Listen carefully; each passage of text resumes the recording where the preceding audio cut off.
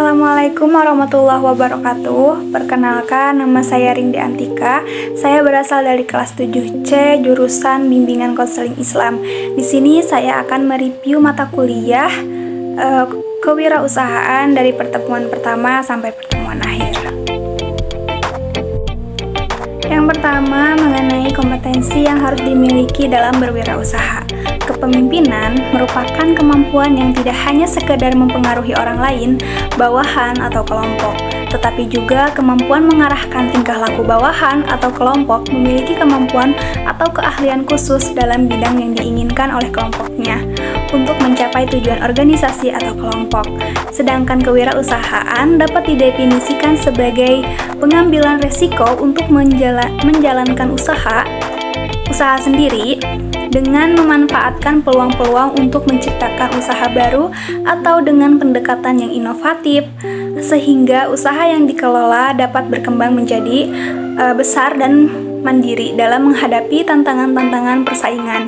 Maka dari itu, kompetensi yang harus dimiliki seorang wirausahawan yaitu memiliki berbagai karakter, sifat, sikap, dan mereka yang berkompeten serta mendukung pengembangan dirinya di kepemimpinan dalam berwirausaha.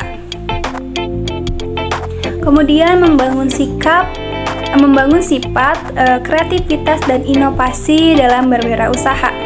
Sifat kreativitas dan inovasi ini bertujuan untuk menghasilkan produk baru baik bagi dirinya sendiri maupun lingkungannya. Kewirausahaan harus mampu menciptakan ide-ide yang baik sehingga mencapai tujuan yang diinginkan dan dapat mengembangkan usahanya. Selain itu, dengan berpikir kreatif, seorang wirausahaan juga harus memiliki ide untuk berinovasi dalam pengembangan usaha. Inovasi yang berhasil pada umumnya sederhana dan terfokus dan ditunjukkan pada aplikasi yang didesain khas, jelas, dan cermat. Kemudian memahami bisnis plan dalam berwirausaha. Planning atau perencanaan merupakan salah satu fungsi sarana manajemen yang krusial karena berkaitan dengan tahapan awal untuk menentukan keberhasilan pengelolaan bisnis maupun tujuan lainnya dari suatu organisasi atau perusahaan. Tujuan perencanaan bisnis ini adalah agar usaha tersebut berjalan dengan stabil dan semakin sukses.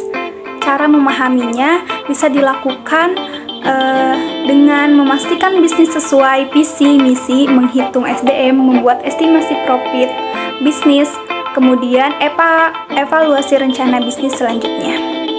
Yang keempat yaitu bagaimana bisnis dijalankan. Nah, dapat melakukan 6 peluang yang bisa memulai dari diri sendiri. Di antaranya, pertama itu lihat fenomena dan masalah saat ini. Pilih bidang usaha yang sesuai, temukan nilai lebih dari peluang tersebut, riset dan lakukan penelitian. Kelima, bekerja sama dengan pihak lain. Keenam, carilah partner yang tepat. Begitu review dari materi bagaimana bisnisnya dijalankan. Terus selanjutnya ada memahami permasalahan dan mencari solusi permasalahan bisnis di bisnis makanan Sarasa Foodies. Untuk membangun sebuah bisnis atau usaha tentunya kita tidak dapat terlepas dari masalah dan rintangan di dalamnya. Bagi para pengusaha pemula harus mengenali ombak apa saja yang akan menanti. Dengan begitu akan lebih siap menghadapinya. Seperti fase perjalanan bisnis di Cireng isi Sarasa Foodies ini, perintis menemukan banyak sekali permasalahan yang menghampirinya. Banyak masalah yang berasal dari internal maupun eksternal. Berbagai rintangan datang akan membuat kita semakin terlihat tidak sempurna.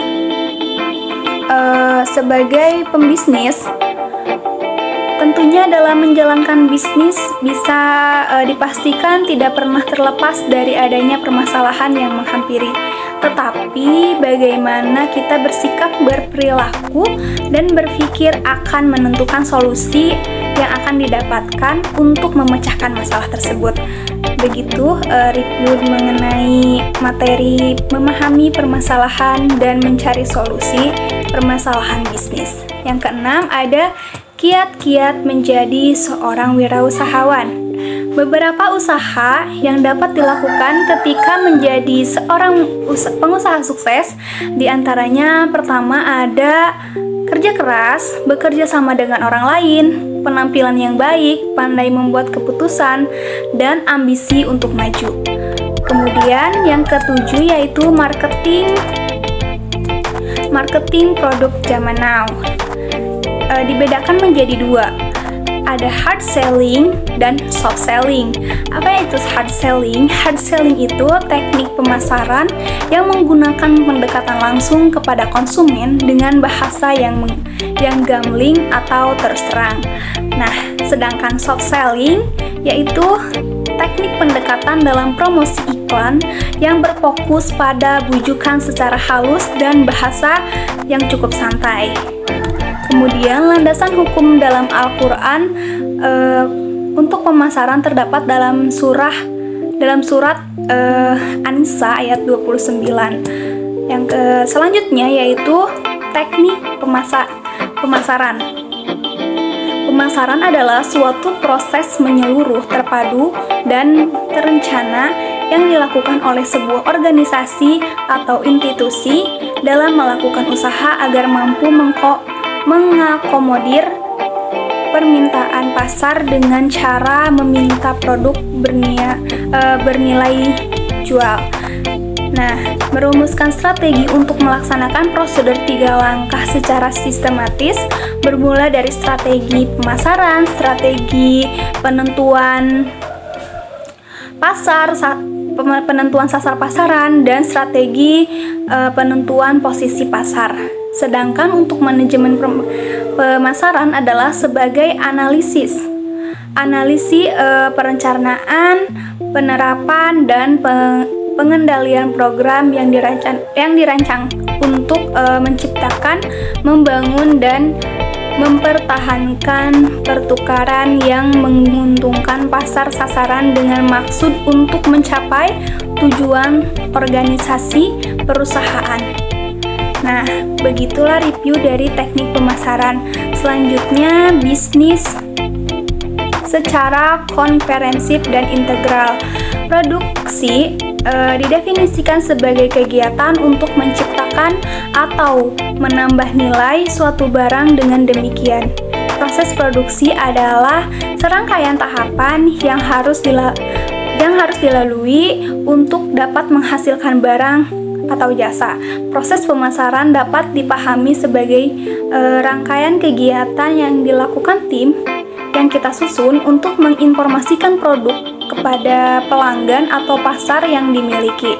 Sedangkan untuk distribusi ialah kegiatan pemasaran yang berusaha memperlancar dan mempermudah penyampaian barang dari produsen ke tangan konsumen, sehingga penggunaannya sesuai dengan jenis, jumlah, harganya, tempat, dan waktu yang dibutuhkan.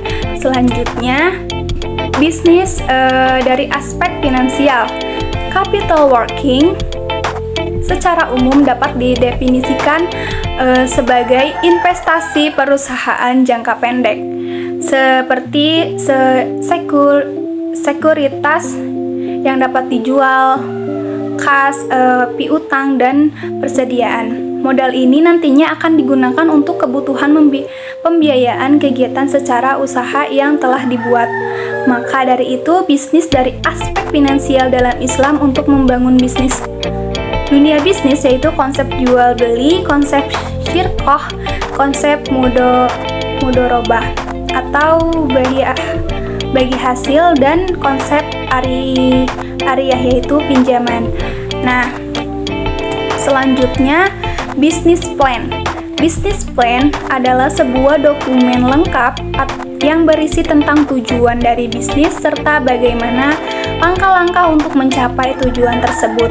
Dalam contoh bisnis ini juga dapat jangka waktu mencapai tujuan tersebut agar lebih jelas dan detail. Dengan ada kerangka rencana usaha tersebut, tentu akan membuat tujuan bisnis akan lebih terarah dan membuat lebih mudah dalam mengawasi jalannya bisnis yang dibuat. Adapun manfaat perencanaan usaha yaitu untuk memfokuskan rencana bisnis dalam waktu panjang. Sekian review materi dari saya. Terima kasih.